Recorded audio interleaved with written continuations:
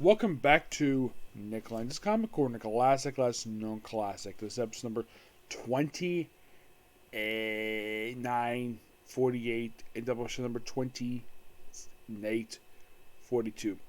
Got two Sandman trades, well, from two completely different Sandman. This first one, of course, I'm making the cover. Yeah, this is Neil Gaiman's Sandman. This is, of course, the first trade. Preludes and Nocturnes. This is an old printing of this trade. This collects the first 8 issues of the 75-issue run for Sandman. Written, of course, by Neil Gaiman. Artwork by Sam Keith, Malcolm Jones III, and Mike Durenberg. Now, I have read that Neil Gaiman, before starting the series, he negotiated that anything related to this particular series will be owned by Neil Gaiman and the people who worked in this comic. Anything that's in, like, it's not owned by DC, it's owned by Neil Gaiman and his people. And in exchange, they get share the profits. Not all the profits per se, but share the profits. Also, at the time, from what I've read, the book was not initially published on the Vertigo, but later on it was. So, like I said, this contains the first 8 issues of the series, which does feature characters throughout DC's universe. By the way, that's the first issue covered there. So, we're in England. We have various people here.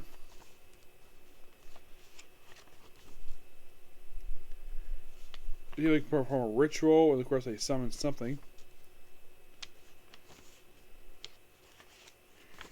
Yeah. Also, a brief cameo here by the Wesley Dodds Sandman. We'll get back to him.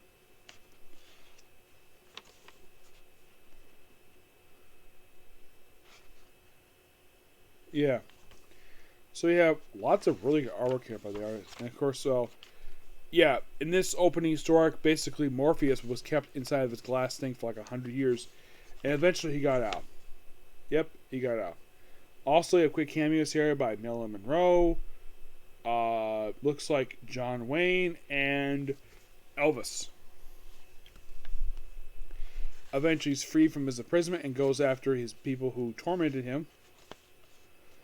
And that happens in the first couple issues. And then basically at the end of the first issue, we have the next issue we have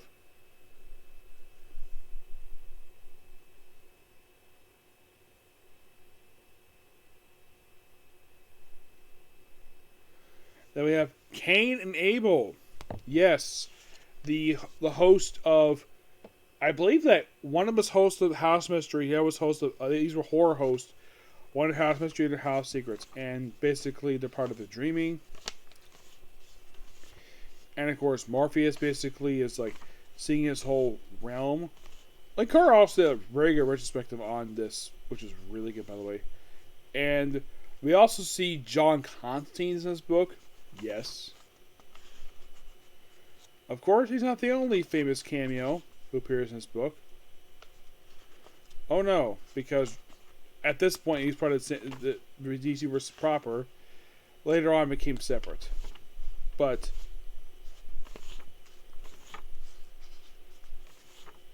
and then we see Etrigan the Demon make an appearance here. Yes, Etrigan Demon. Now, the first issue does debut Morpheus himself, but throughout these issues we see the debut of a few other characters throughout these issues.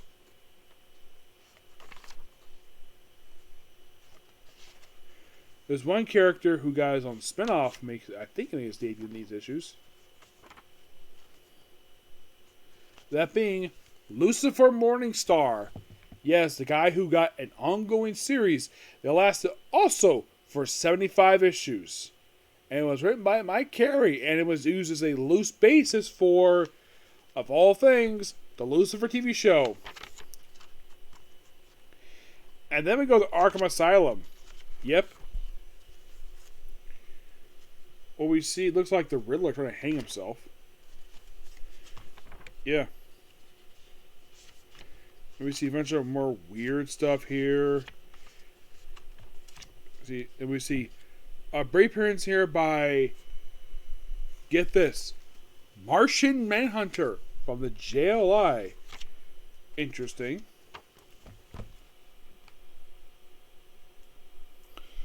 those of you curious why they keep stopping after 5 minutes, basically, my camera, if I'm playing video, my laptop will go black. I don't want that to happen. So,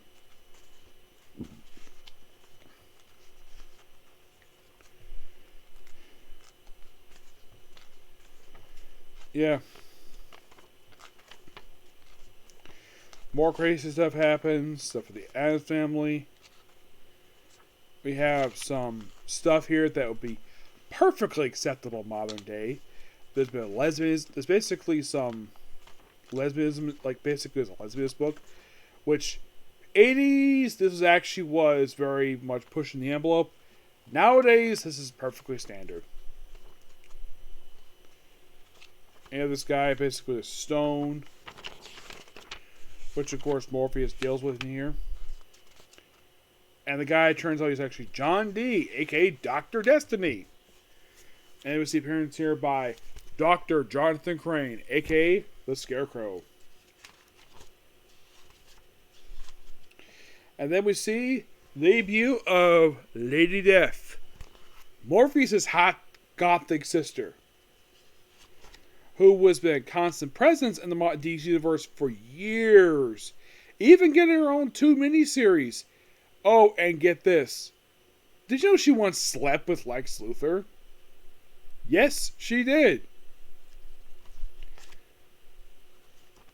And I did hear something that apparently Death is based upon this version of the character anyways. One DC, this one. This is based on a friend of Neil Gaiman's. So, that's who the character is based on.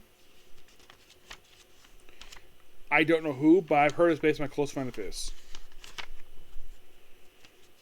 And then we see like this baby here. Like sound of wings because baby disappears. Yeah. And the book ends basically about doing wings and that's it. But really good start for this book. I did a book at 9 out of 10, but I highly recommend the book for adults because this is an adult book. Now, it doesn't crazy like later issues do, but my gosh, it gets really weird. Okay, next up we have is the original DC Sandman, Wesley Dodds. This is Wesley Dodds Sandman. No subtitle for the trade here. This collects the entire 6-issue limited series written by Robin Venditti, art by Riley Ruspo. Fun fact, did you know the last book Riley was working on prior to this very book was the awful Tim Drake Robin book? And in my honest opinion, him being pulled for that book practically saved his career. Because I love Riley Russo's artwork, but my God, his artwork was atrocious in that book. Yes, there is no denying that this book, this character, fits so much better with this guy's art style. So much better. Yes. So, this takes place in 1940. This is actually set just before he joins the JSA. Now, as for Midnight Theater is mentioned take place canon here, I'd say it takes place some point in between some of the issues. Because, well, this is something quite interesting because DC did the same thing with the Green Lantern book. We gave him an antagonist in his miniseries. But in the case of Green Lantern, it was completely pointless attacking. This one basically just only for this very book here. So, yeah. So basically, this whole book takes place in 1940. Well, in the summer of 1940 in New York City. So you have Sandman doing this thing by putting people criminals to sleep. We have a brief guest appearance by the JSA, which I love the way they draw them here, which is really cool. And throughout this book, basically, and of course we have, well, Dana Beaumont, who is Wesley Dodds' she has become his life partner until I think she became a life partner at the end of the original series. So, also for some reason, the artist who drew that book made her. I would say Riley gave her I love the way Riley draws her here, Riley Ruspo. Yes, makes her very beautiful. Wesley Dodds is not, it's different art style. So, and the villain of this book is somebody who knew Wesley Dodds in his past, who becomes like an evil Sandman throughout this book. And of course, he also burns out his freaking house at the end of issue 1. and apparently one of his masks was taken, and a lot of his gas was destroyed.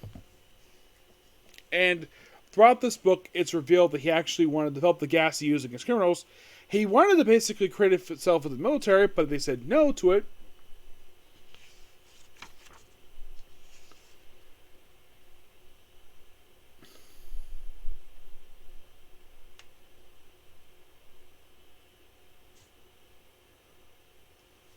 Yeah, and apparently the district attorney has no problem with Wesley Dodds dating his daughter. Yeah.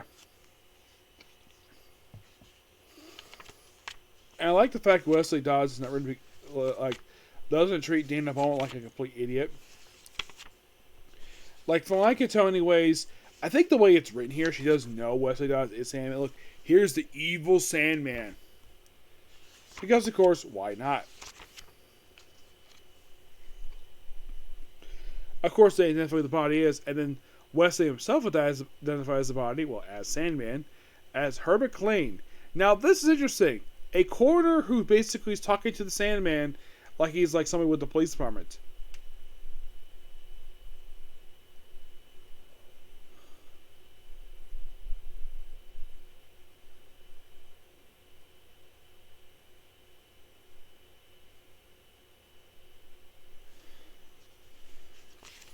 And of course, related to this guy here, apparently knew him.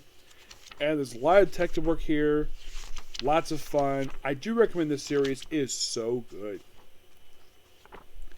The series does have a plus. I love this little setting of his bedroom. Like, it definitely looks like something a rich guy would have in the 40s. Yeah. Oh, and also, here's kind of the thing. You don't have everybody bending over every panel. I'm not sure whose bright idea that was, because I don't know if it was Riley's idea or it was basically his editor, but that was a stupid idea. So, by the end of solving this murder that happens with this book, of course, he also meets Rex Tyler, aka Our Man. And of course, the guy is dealt with. He is, of course, taken away. And then we have Dana introducing her nephew, Sandy Hawkins, to him, which is key to become the future sidekick of Sandman. And the book ends, basically, with him being invited to join the JSA. Of course, members here are Green Lantern, Thunderbolt, Spectre, Jay Garrick's Flash, the Carter Hall Hawkman, who is a lot more hairy than usual, Rex Tyler, Our Man, and the Kent Nelson, Dr. Fate. This book is absolutely amazing. Yes. I would say it's done in the style of the Sandman Mystery Theater. Like, similar mystery style. He's investigating. People do know about Sandman. Like, I would say this is... Now, I remember at the end of that original series, I haven't finished reviewing it yet, but they kind of got engaged, but became life partners. Now, Dana and Wesley never officially married. Never. As for the reason why they never got married, it's never been explained in comics of why these two never got married. They just never did. But I love this book. I thought it was amazing. And believe it or not, it was actually one of 3 members of JSA who got miniseries recently, along with Green Lantern, Alan's Green Lantern, and Jay Garrick. This book was amazing. I love this book. And it's a shame DC can continue to give this guy an ongoing series again, because this is so good. Yep. So yeah, that's basically a particular review. Please be sure to like, comment, subscribe to notifications, and do hit the like button. Next up, one more comic corner, and then that'll be it for tonight. Okay, next video. Bye.